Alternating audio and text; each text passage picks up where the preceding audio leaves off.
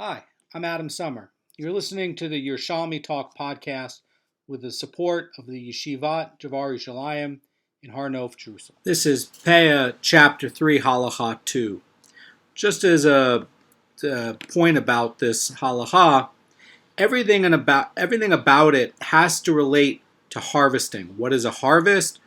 Particularly, what is a food harvest? And everything has to be related to food harvests. A proper food harvest. That's the theme throughout this mission. And we haven't really talked about this yet. We know that, the Torah uses the word harvest, and we know for your land and your harvest. It uses those words when talking about Peah. And we know that up until this time, we've been talking about separations of fields, but now we're actually going to talk about food harvest. What is a food harvest? And so let's get into the Mishnah. Mishnah says, if one plucks moist onions to sell in the market and keeps dry ones for storage, he gives Peah for these moist ones by themselves and for these dry ones by themselves.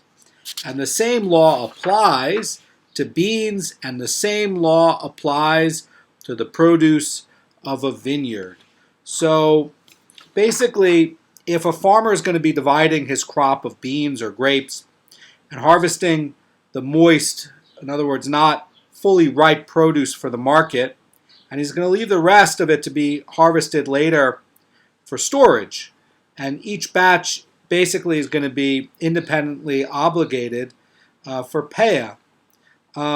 Something to point out is that when the crop is going to be classified as shiurim or seeds, it's going to be a little bit different than when you're trying to grow it for food crop. So just keep that in mind. That's going to come up in Kalayim, because you're going to have some things that might be used for food crop and some things that might just be used only for planting. So that's going to be an issue.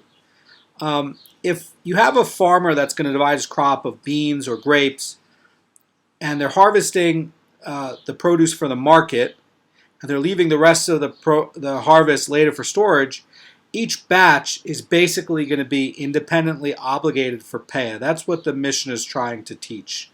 And we learned about this a little bit in Chapter 2 of Peah, Chapter 2, Halacha 4, where you have two varieties of the same species like brown and white wheat. We know that this is a tradition, Halacha Moshe L'Sinai, and that they're harvested to be processed separately. Then Peah is going to be required for each and every one. Our Mishnah is going to be a little bit different. There's some nuance here. Our Mishnah, and it has to be this way. Our Mishnah is teaching that the moist and dry onions are going to be treated like the white wheat or the brown wheat, in the sense that if they're harvested for different purposes, like a market, bringing it to market, or versus storage, they are also going to be independently subject to Peah. And this ruling is going to be consistent with that other ruling in the Mishnah, where the sages are saying that you can have a single Peah for both the moist and the dry produce, where you have early ripening and late ripening stalks. But this Mishnah is a little different in that when you have the moist and dry ones, where they're going to be divided between the market and the storage, and you have this different usage. The previous Mishnah is going to speak of a case where there's no such division, and this is now dividing it with different usage. So there could be a lot of subtext under here about maybe a farmer is reaping his onion crop in two stages, and he's designating each harvest for a different purpose. Or maybe first he's harvesting part of the crop while the onions are moist and fresh in order to sell them in the market, and he left the remaining onions in the ground until they dry out, and then he's going to pick them and store them. And some of the commentators, like the Vilna Gaon, are going to hold that he harvested all the onions simultaneously, and at the time of the harvest, some of the onions are moist and some are dry, and that's where he's taking some of the moist ones for the market and the dry ones for storage. So this is going to come up with something that I think the Rambam is going to be able to help us with when we start looking at this later. He gives a lot of commentary on this.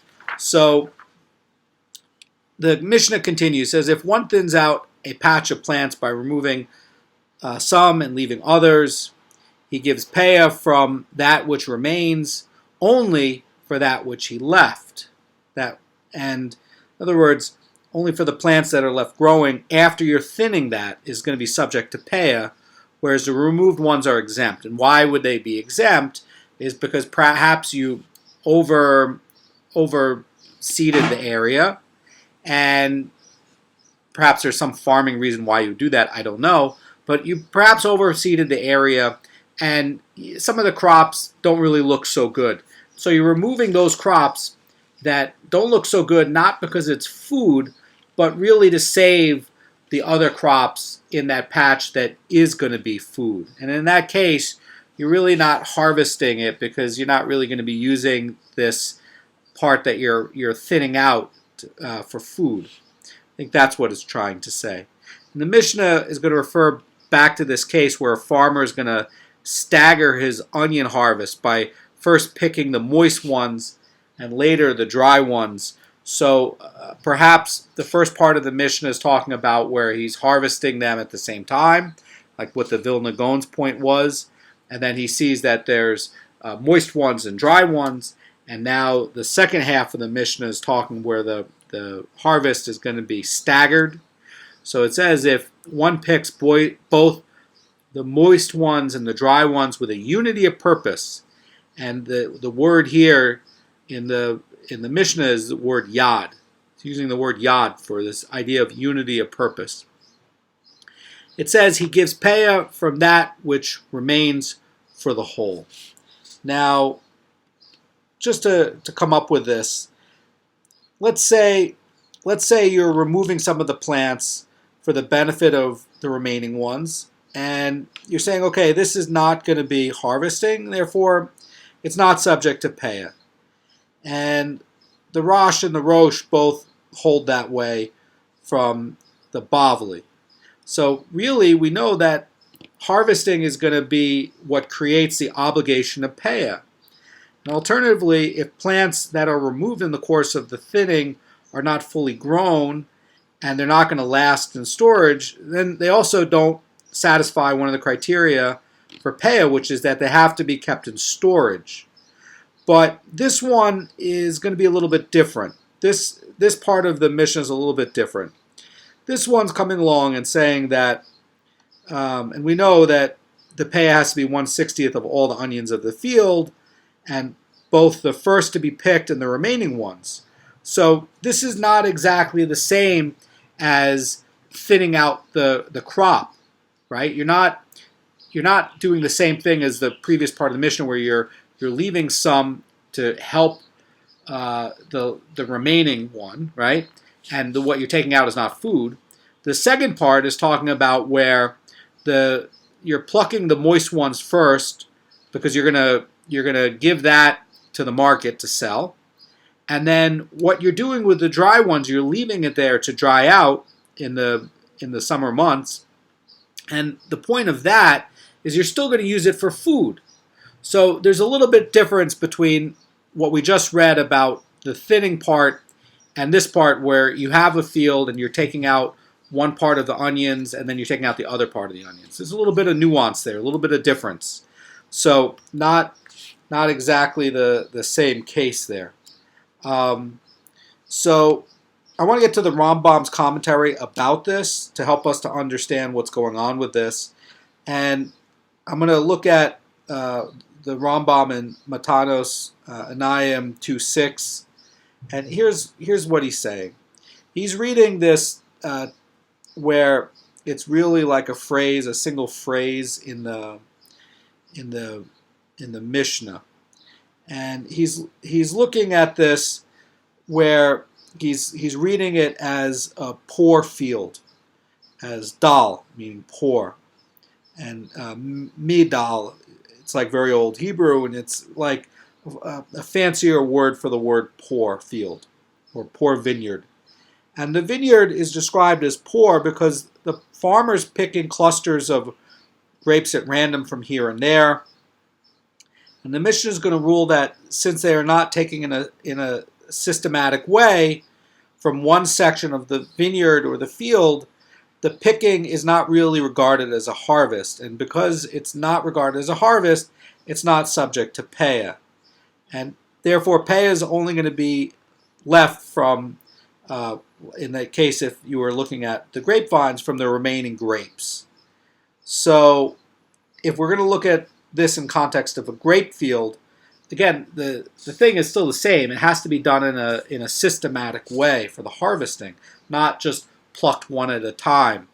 In the case of thinning out your field, you're kind of going through and plucking out one at a time to save the rest of the crops. And what you're taking out is not really a crop. So it's really not a systemic way to harvest a field. And therefore, it's not going to be subject to Peah. That's what the Rambam's pointing out.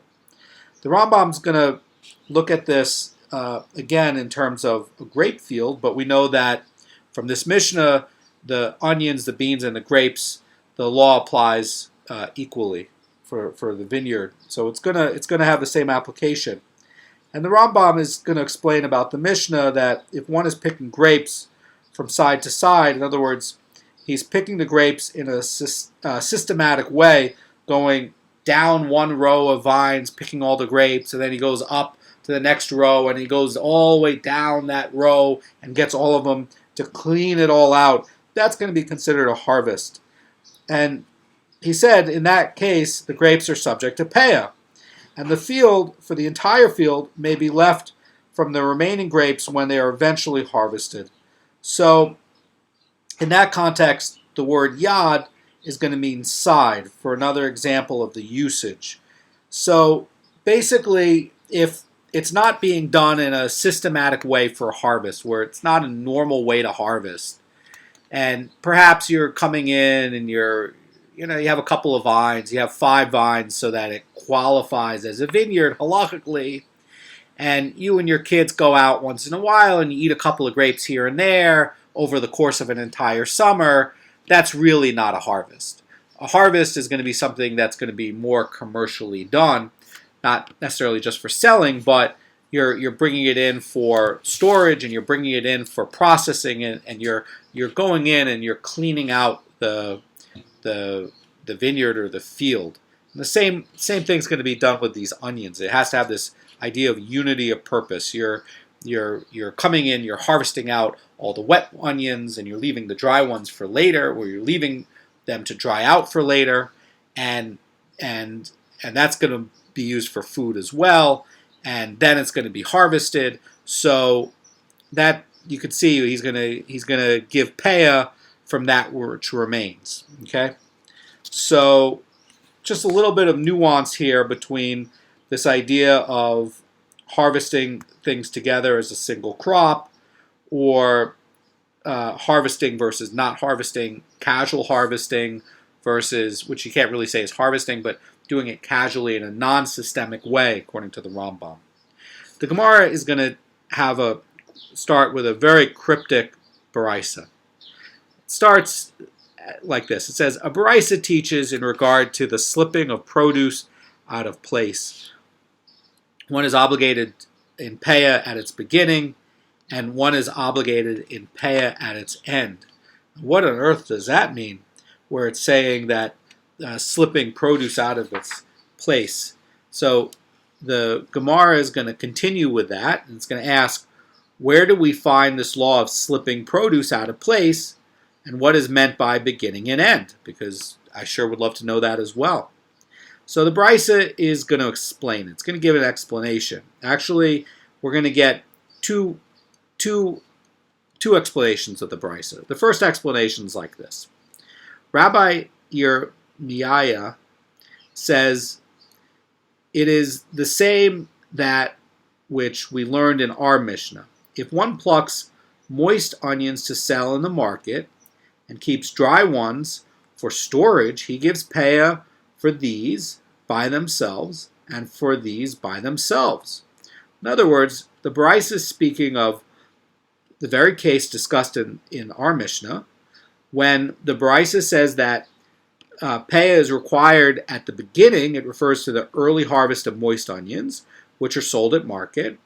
And when the Brisa requires Peah at the end, it refers to dry onions, which are harvested later and stored.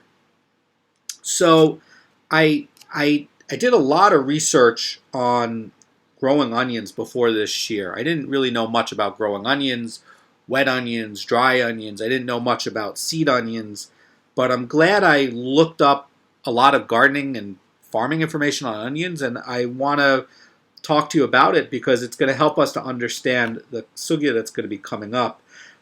Real quick about what I just read, the Mara Fulda is going to explain it like this. He's going to say that the Baraisa cannot refer to a case where moist and dry onions are harvested at the same time. Remember, that was one of the cases we were talking about in the Mishnah. It says, for then the terms beginning and end would be inapplicable. Rather, this case is where the moist onions are reaped before they are fully grown.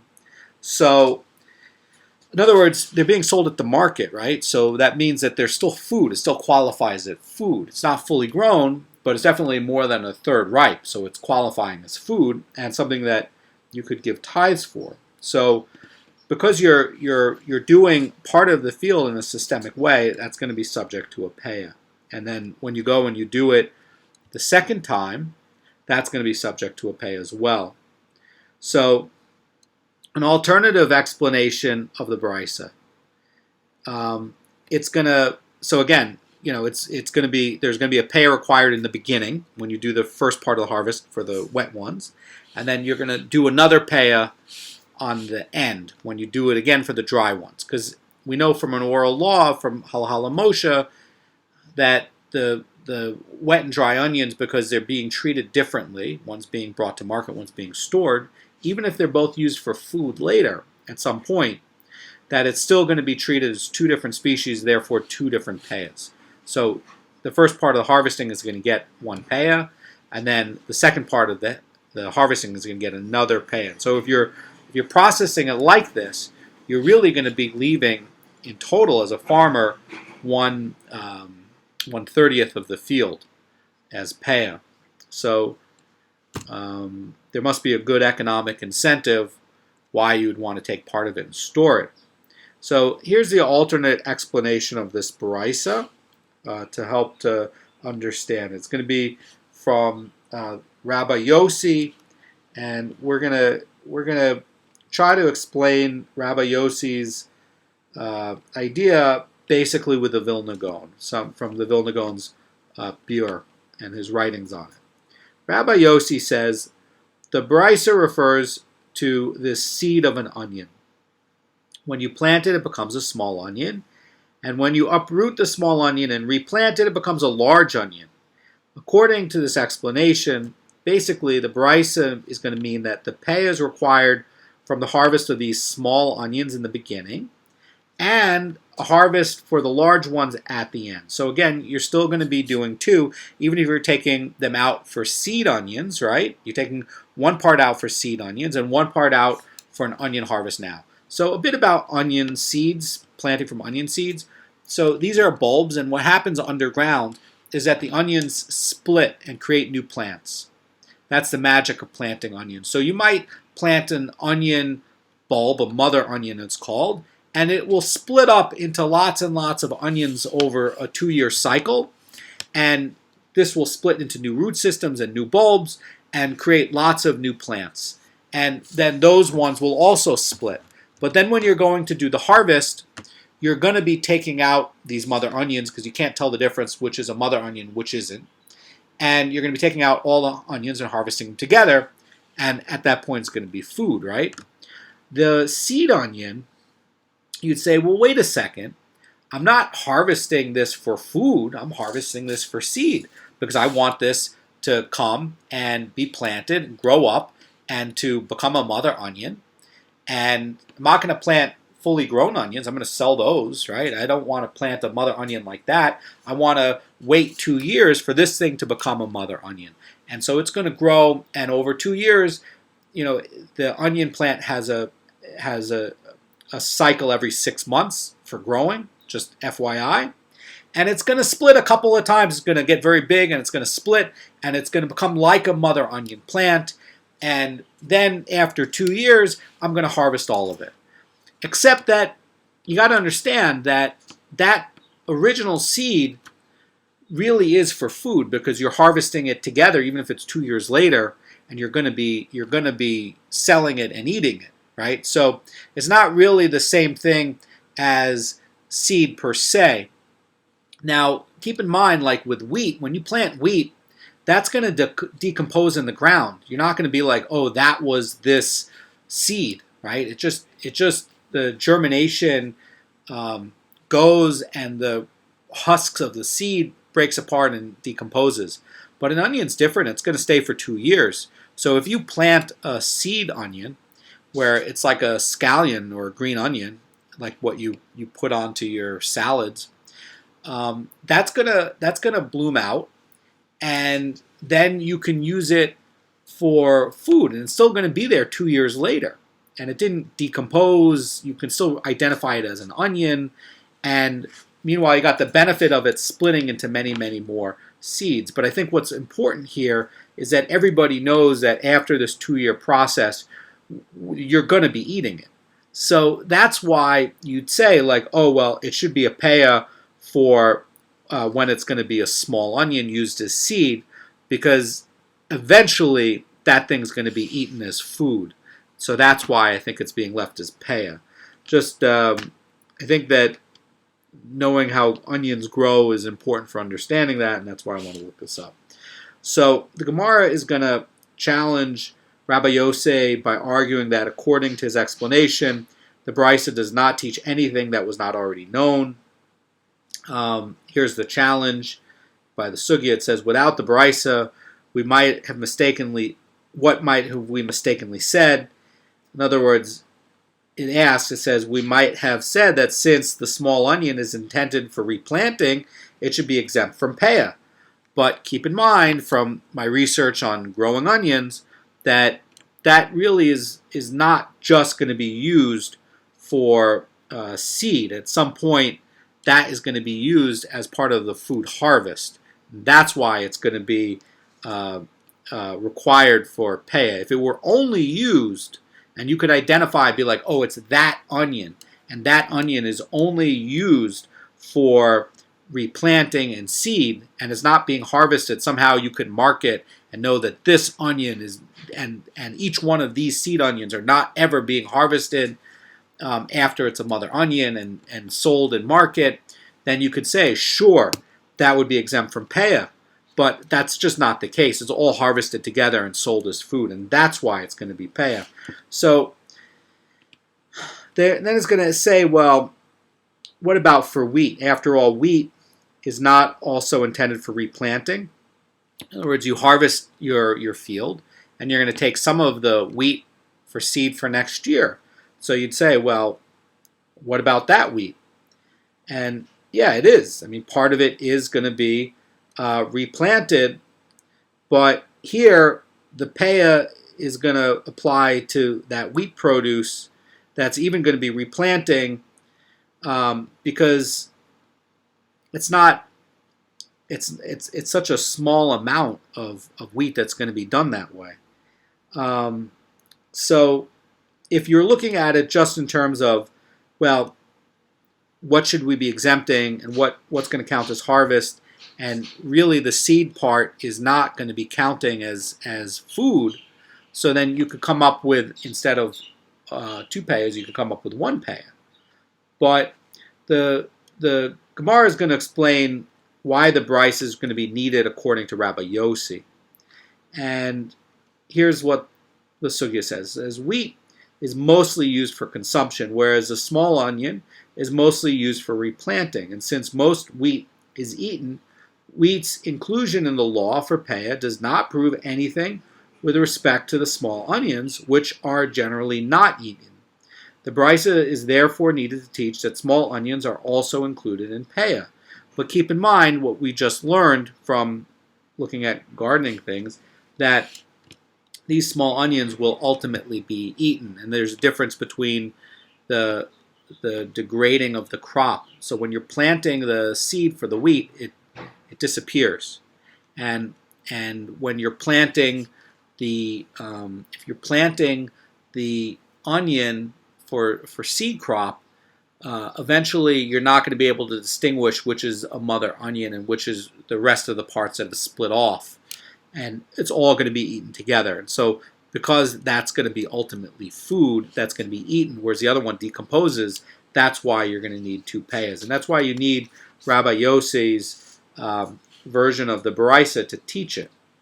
So now we're going to get into other kinds of vegetables. In the opinion of Rabbi Yerushalmi, when the Baraisa says in the word beginning, he means that peah must be left from the moist onions, but the Gemara is going to object. It says, according to the opinion of Rabbi Yerushalmi, the following difficulty arises. So he says, are vegetables subject to peah? Of course not. They are exempt because they do not keep in storage. So how can the Baraisa require peah for moist onions, given that they too are not storable? That's a good question. In other words,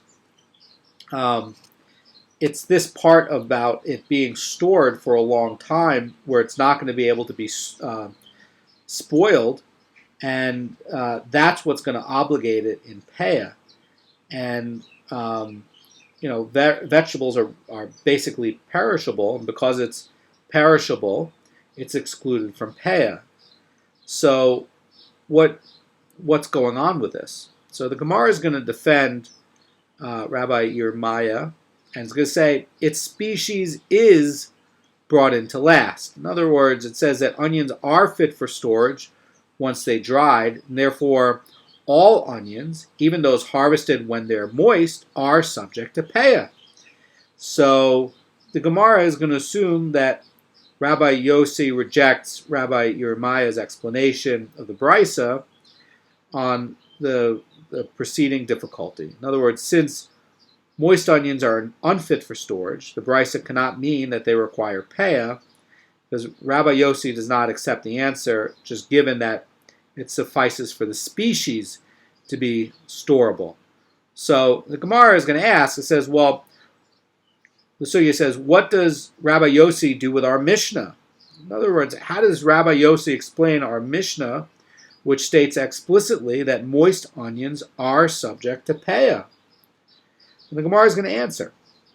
It says like this. It says, Rabbi Yossi would explain that the moist onions discussed in our Mishnah, are fully grown and lacks only drying out before they can be stored. And as such, they are deemed a storable plant that requires peah. So the Birkas Cohen says like this. It says, the onion can be harvested now. In other words, it's fully grown. It's just they didn't leave it there to dry out yet. And left to dry in the sun, and then it could be stored. And since it was harvested in its present state, it could be eventually fit for storage. In other words, it would meet the definition of brought in to last. So even if they put it out in the sun for a couple of days to dry out, then it would with that processing would fit that. This explanation says Rabbi Kanievsky says the following about it. He says this explanation is viable only for the Mishnah. The Baraisa cannot be construed as referring to moist onions that have fully grown because it speaks of a pay obligation at the beginning. And onions at the beginning of their development are certainly unstorable, and hence it is exempt from the pay obligation according to Rabbi Yossi. So it's going to emerge that Rabbi Yossi and Rabbi Yerushalmi, they differ in a case where one harvests moist onions before they're fully grown. According to Rabbi Yossi, they are exempt from peah because they are not storable, whereas Rabbi Yerushalmi deems it subject to peah because onions as a species are stored. So what do we do with this? So the Gemara is going to cite a Baraisa that's going to talk about the law of lechet. And again, we want to get into this idea of, well, what is a harvest? So the Brisa teaches that the Torah states regarding lechet that the gleaning of your reaping, which teaches that lechet applies only to the gleanings of reaping, and that's going to be with a sickle or a scythe. So a little help from the Rashi in Hulin 137a, where it's talking about this. In Hulin, Rashi says, if someone harvests his grain by plucking the ears from the stalks by hand, the ears of grain that fall from his hand do not become lechet. So basically what's happening is that this law for lechet is only going to apply for lechet but not peah. In other words, we're talking about a case where somebody comes and he's plucking the grains by his hand, and he's not doing it with the scythe or with a sickle, something that is going to be a harvesting tool. He's doing it very casually. So because you're plucking it with your hand, it's gonna mean something different. Okay? In other words, the sugya says, and not the gleanings and the reapings, not the gleanings of plucking by the hand, which is not a normal way of reaping.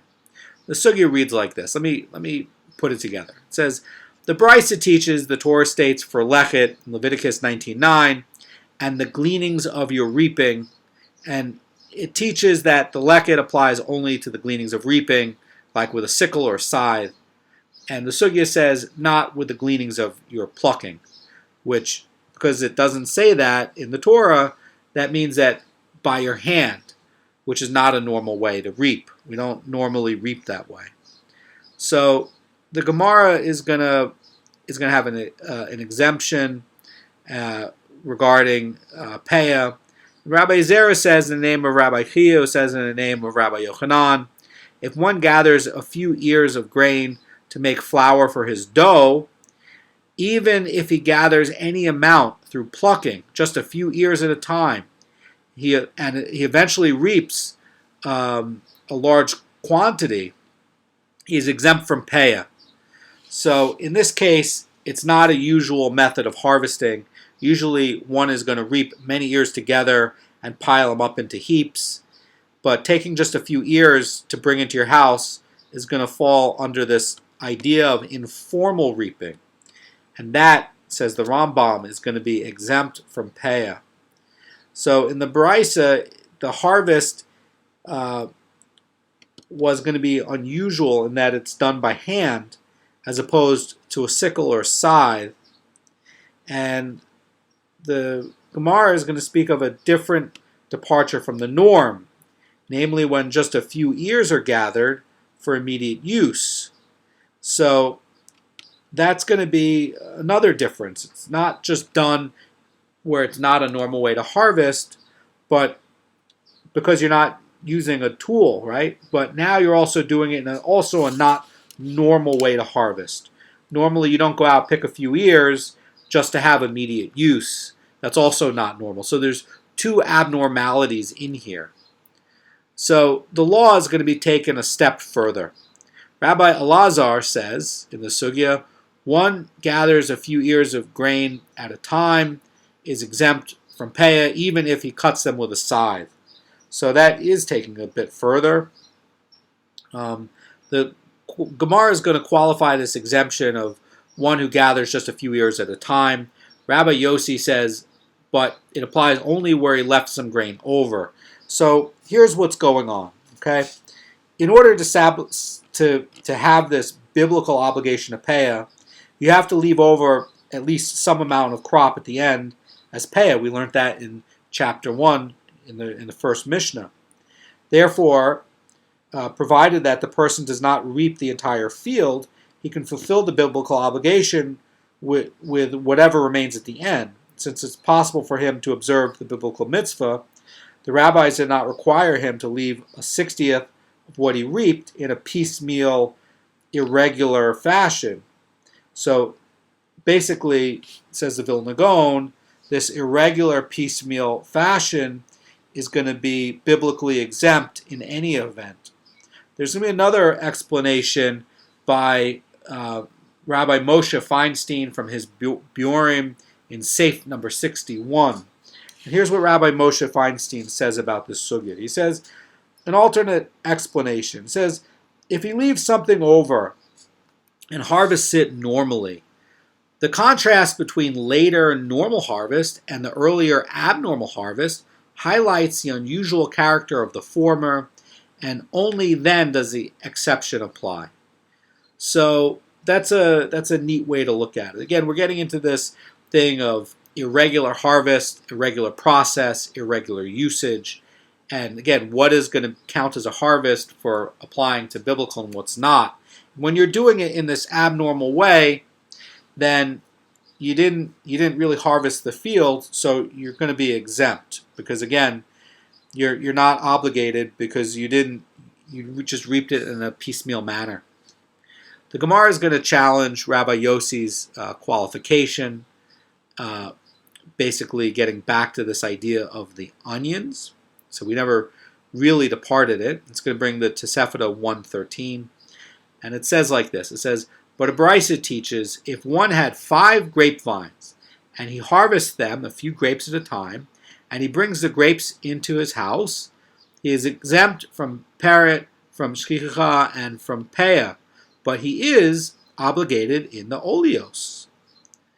So, in other words, by stating that if he only has these 5 vines and he harvests them, the Brisa is going to imply that he harvested them completely without leaving any grapes on the vines. The Brisa nevertheless deems him exempt from peah, and that's going to contradict Rabbi Yossi's ruling about what we were talking about with the onions, who rules that he is exempt only if he leaves something over. So keep in mind that the oleos, those are going to be defective clusters of grapes, and that becomes a property of the poor as soon as they're discernible in the vineyard, and their status is not going to be affected by the manner in which the other grapes are harvested. Something very important to note. So in this case of this irregular harvesting of this small vineyard, where you're going a few grapes at a time, maybe you and your kids are harvesting a few grapes at a time, you're going to be exempt from biblical from biblical and Derabanan for peret, shchicha, and peah, because again, it's not a normal way of harvesting, and you're just picking a few grapes at a time to eat it in your house. It's effectively what you're doing.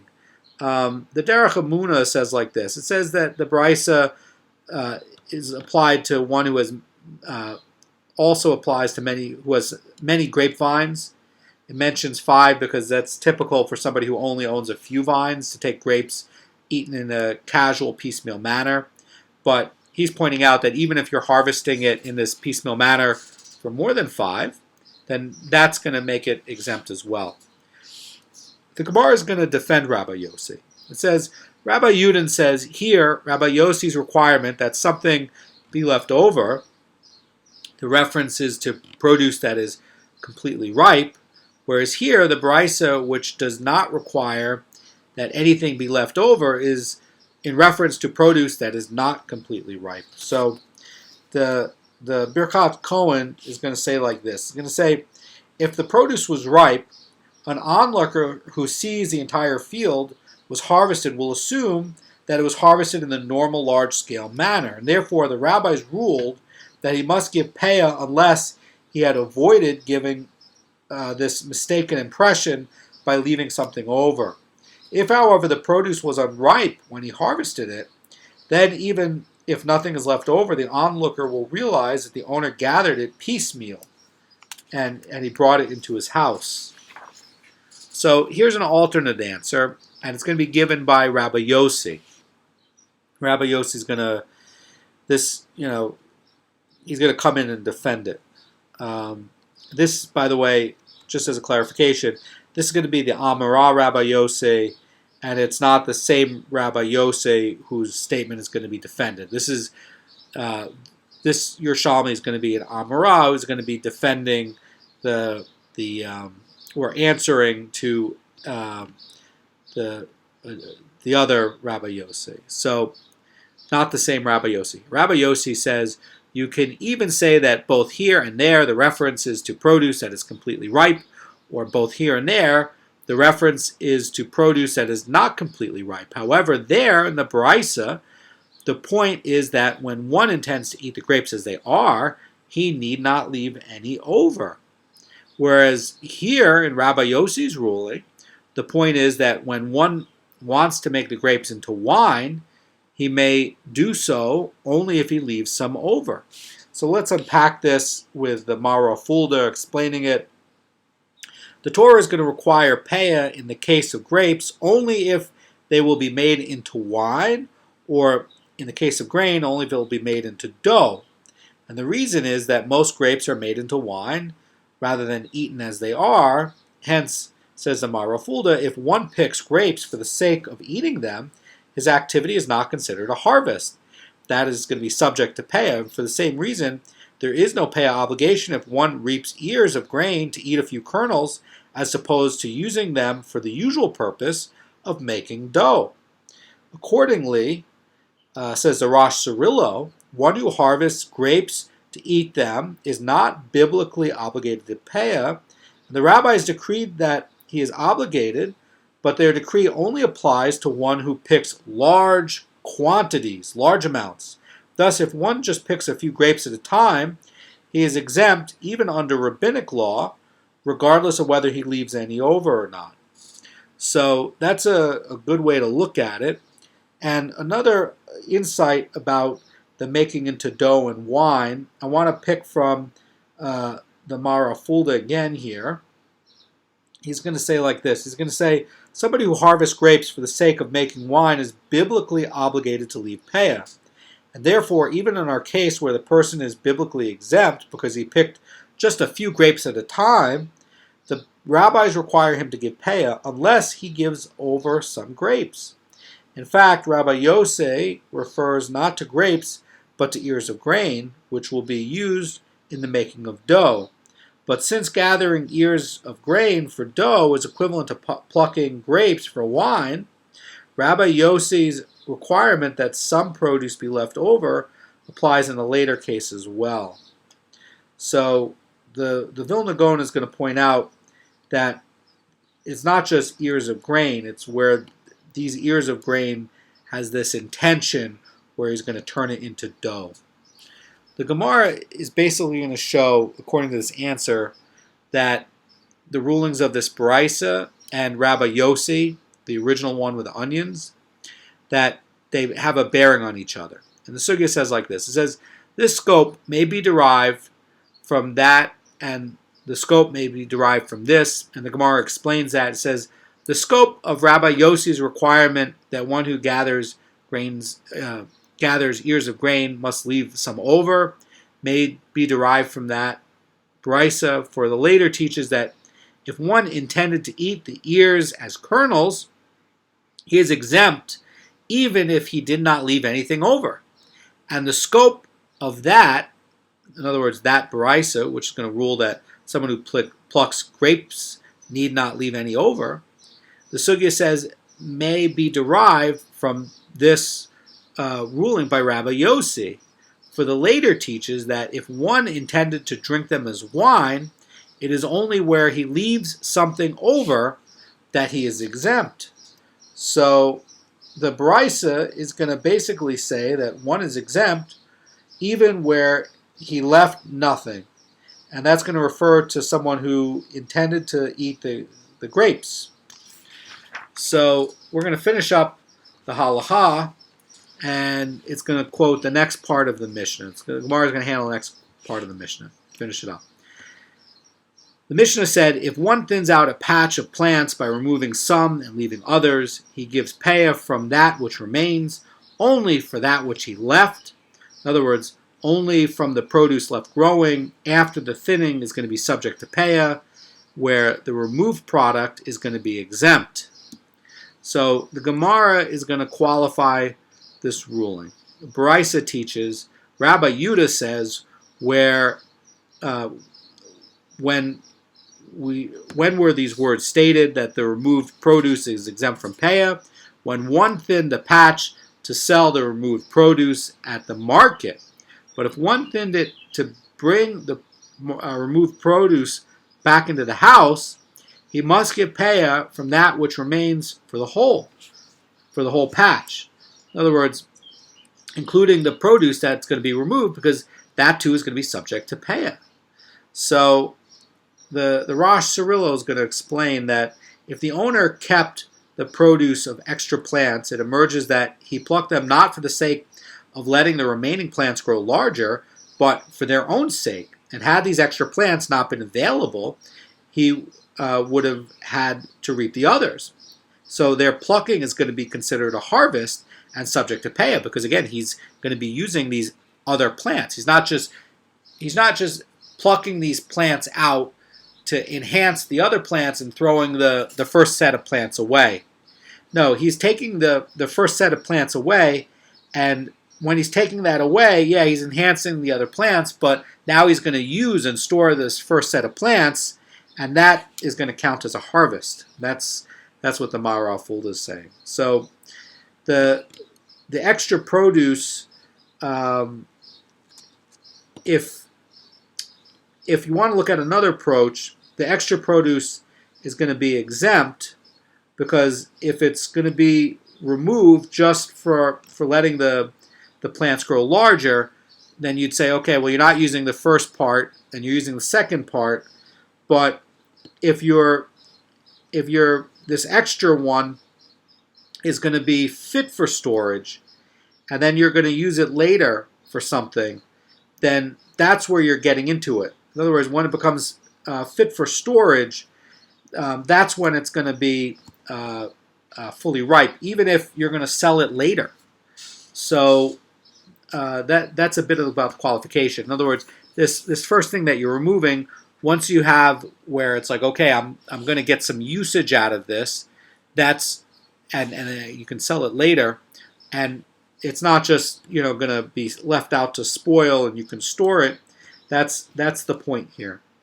So the Gemara is going to qualify the Mishnah regarding the second part of the ruling, and Rabbi Zera says that this law, exempting the removed produce, if one is going to sell it, was stated where one originally overplanted the patch, intending to thin it out later.